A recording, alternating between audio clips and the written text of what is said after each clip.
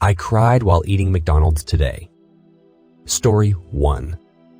So I'm 17 male, the kind of guy who orders food for myself and hides from my brother to eat it.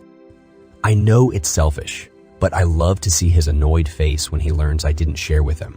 A couple of days ago, I got into a college outside my city, and I had to go live there at my distant aunt's home. I have never really liked to go outside, let alone travel alone. I stayed at home throughout the last 2 years. I mostly spend my days in the city in my room, watching FIFA and sleeping. The college hasn't started yet. Today, while I was watching Germany and Japan match, my aunt sent some McDonald's she ordered to my room. And there I was sitting in my room, eating McDonald's, thinking, man, I'd love to share this food with my brother. Even if it was just one burger, I'd split it in half and give it to him. And started tearing up. I don't know why. I miss my home. Story 2. My mother pissed off a Walmart employee, so she asked my father to fuck. Okay, sounds a bit odd, but hear me out. My father and mother were at Walmart, and my mother hates self-checkout. So she started taking videos of the employees not doing anything and loudly speaking about how much of a shame it was that they were lazing around when she needed someone to bag her groceries. A young woman walked over and told her to stop, saying none wanted to be filmed. My mother kept filming her and told her it was her right to film and post it wherever she wanted. The young woman was verbally assaulted several times, and all the while, my father was trying to get my mother to back off. The next time he went there, when he was alone getting something, she approached him and said hi. Then she started flirting and told him when her shift ended. My father turned her down, told her she was pretty, but that he couldn't do that, and she dropped it. He doesn't lie about stuff like that. And my mother is certainly the type to do that to someone who doesn't even control the schedules. So I believe him. Just thought I'd share. Story 3. I am a young teenager who lost my Holy Mary a few hours ago and want to get some things off my chest and ask different men what they did. For 3 hours, I talked with a friend, not even a good friend, who's a female. We were both completely sober, and I was horny and stupid and wanted to kiss. But we took it to another level, and I, in my horny blindness, didn't stop to think that we shouldn't do this as she was an adult, and I'm still a teen. It took around 1 minute to finish, but I felt very guilty because she was a family friend.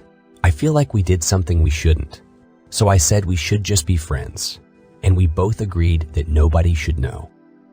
I am unsure if she can keep a secret, and my family would be incredibly mad at me and want to kill her figuratively. I should say that she is one of my mom's friends. She is also in between homes and stays in our home, so I would still have to see her often. She is a very nice person and was also regretful. I am in post-nut clarity and very stressed, and would like to know if anybody has advice or has been in a similar situation. I just needed somewhere or somebody to tell this to. Thanks for listening. Story 4. My friend offered alcohol to my 16-year-old. My 48 female, friend 45 female, and her family stay with us for about a week yearly. We live in different states, so they have been making this trip for almost 10 years. They usually rent the house across the street and spend the days hanging out with us since we have a pool. She has 2 teenage girls, 18 and 15-year-olds, who she allows to drink alcohol. My son is a mild-mannered guy and isn't much of a partier. I felt this would be an issue and talked with my son before their visit. I asked him if he would feel pressured if they drank, and he said no. For some context, she has been allowing her daughter to drink at home since she was 15 and always uses the "I would rather them do it at home" as the reason. When she asks me if I allow it, I brush it off with, "That doesn't have an interest in it," and leave it at that. She tells me that kids are doing it, and it's best to allow it so they don't go out and get themselves in situations that could be dangerous. Fine. Different parenting styles, and if she allows it, that's fine. My issue is when they get into town. Her teens, who both brought friends on this trip, start breaking out the white claws. The teens didn't offer him a drink, which I thought was cool. But when my son came in, my friend offered him one. He politely declined and went back outside. She then discusses how letting them do it at home is better. I didn't embarrass him. I let him deal with her adult peer pressure on his own. I feel 16 is too young, and I'm sure he would be honest with me if he wanted to drink. We have discussed it before.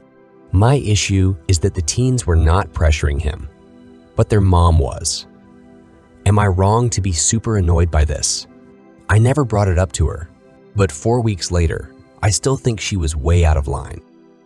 Edit for additional info. I am not questioning my friend's parenting. Her kids are her choice. It would be a different discussion if my son were interested in drinking. We have a full liquor cabinet and a garage fridge just for beers, so my kid has full access if he wants it. Drinking in my house has always been visible to him, and nothing is taboo. He has been exposed at home and social events, but says he's uninterested. His words, "It tastes like shit." Perhaps I should have made myself clear to her, but there was nothing to be clear about. He has no interest in drinking, he says. So my response to her was correct. He has no interest. And when she offered him a drink, he verified what I had previously told her. No interest. I never once freaked out. I haven't brought it up to her. BC. I wasn't pissed. I just found it a bit strange to offer my kid alcohol and wanted the opinion of random strangers. I know her kids are allowed to drink, but I'm sure not going to offer or provide it. That is where my question is on whether or not it is appropriate to offer a minor a drink, regardless of parents' opinion. If I allowed my child to smoke cigarettes, I would find it strange if another adult offered him a cigarette. Story 5. The day that changed my life. The year was 2006. It was the end of March, about 2 weeks after my 20th birthday.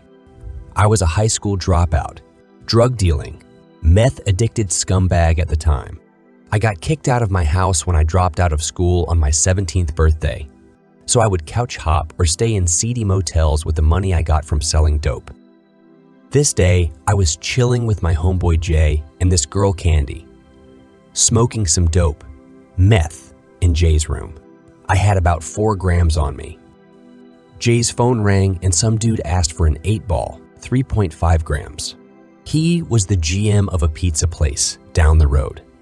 Jay was waiting to re-up, so he asked me if I would sell this dude a ball quickly. I said, "Yeah, man, that's cool," and weighed one out and dropped the rest of my shit into the pipe. We smoked about a half gram and then got into Candy's car to make the drop. On the way there, we passed a cop or two, and Candy started freaking out and refused to pull into the pizza place. Fucking paranoid tweakers. She dropped us at a grocery store parking lot across the street from the pizza place.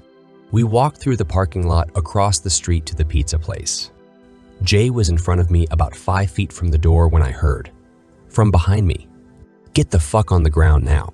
I spun around and saw 2 cop cars pulled into the parking lot behind us. Driver's side doors open and 2 cops behind the doors, aiming their weapons at me over the tops of the doors. I thought fucking dropped to my knees and put my hands on my head. I believe Jay did the same, but I don't know because he was behind me then. The cops came up, told us to stand up and handcuffed us. They searched Jay first and put him in the back of the car.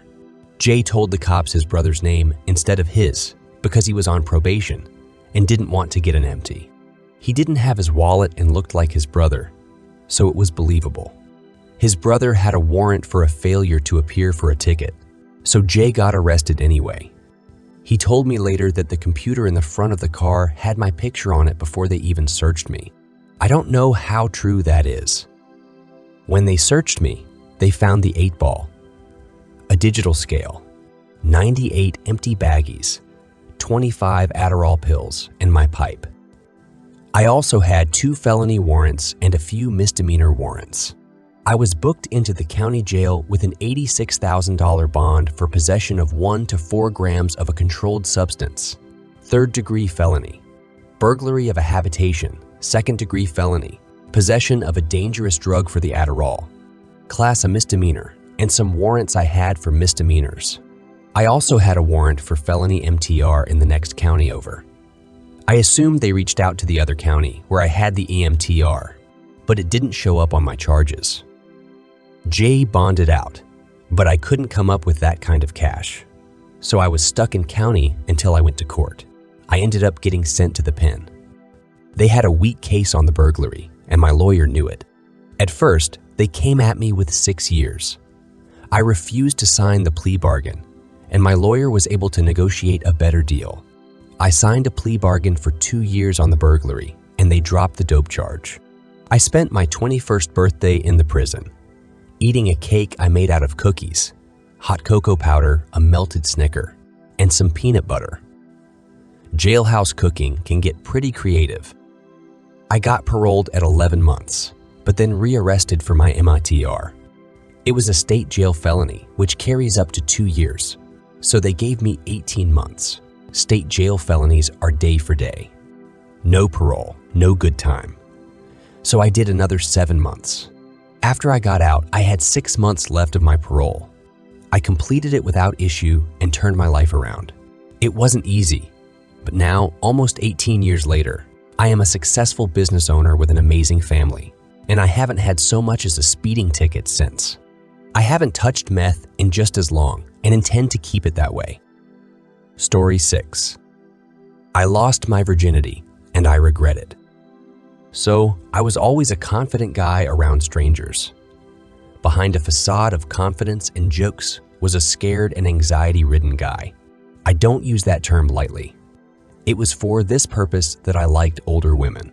I'm not talking about hooking up with 45-year-old cougars, but 17 to 20 was perfect. I looked and acted older, which usually got me some action, but not all the way. People my age never really could understand me. So I met C at a mutual friend's house. I wasn't interested in knowing them during this time, as I'd heard of them before. I decided I was done with my advancements with older women and was ready to grow up. Moron. She was pretty, funny, smart, and sassy. But I didn't give her anything when she flitted. I'd just brush it off and continue talking with my friend. Come to find out, she couldn't stop talking about me to our mutual friend and got my snap. I added her back and we chatted sometimes. I admit it was nice to talk to her. She had a good conversation. I knew she and my friends had a falling out, but she told me to keep our relationship secret. I didn't see the harm, and we continued to talk. She was pretty, but I could tell there was a facade there. You can't bullshit a bullshitter. We hung out for the first time. She picked me up as I didn't have my license yet, and she was happy, too. We would be innocent. Grab an ice cream and go to the beach. Go for a walk in the park. C was nice company. I found out later that she was cruel to my friend when they were at university together, that she lied about personal things and would be nice to me, and a conceited bitch to my friend. I don't know why, but I didn't believe my friend when she said that C was nuts. I'm sorry, this is a long story. So now, I had to keep our relationship a secret from my friends and family, who had met C on one occasion. I started to like her, which was wrong, but think about it. 16, an older girl of 20 would pick me up and hang out. It felt nice. Soon, we started to not be so innocent. And we did it. I'd done stuff with other girls. Nothing major. But I didn't regret it at the time. She enjoyed herself and told me, which I now think was a way of keeping me on a string. When she would pick me up, I'd tell everyone I was with someone else. Constantly lying was getting to me. I was sick of being that guy. The guy you keep your friends away from because you're afraid that they'll get together and a relationship would be ruined. I hated it. So I blew her off, and she wrote me a letter. By this time, I'd known her for a full 3 months. In the letter was classic delusional character writing. I love you. I've never met anyone like you. I can't live without you full bullshit. She had a job and friends, was going to university, and her home life was good. She wanted to keep me on a string. I broke it off completely. My friends and family still don't know. I used to talk to her. I want to change. and I am. But I can't take what was coerced out of me. I wish I were still a virgin, and I didn't lose it to a 20-year-old nutcase. Thanks for watching and your time invested. This is incredible. Lots of love goes out to you. I hope you enjoyed it. A like is always appreciated. By the way, your opinion in the comments is interesting to the whole community. Let us know about it. You are the biggest. Don't forget to subscribe to my channel and activate the bell. That way you won't miss anything. I wish you another relaxing day. Take care of yourself, and I'm looking forward to your next visit on my channel.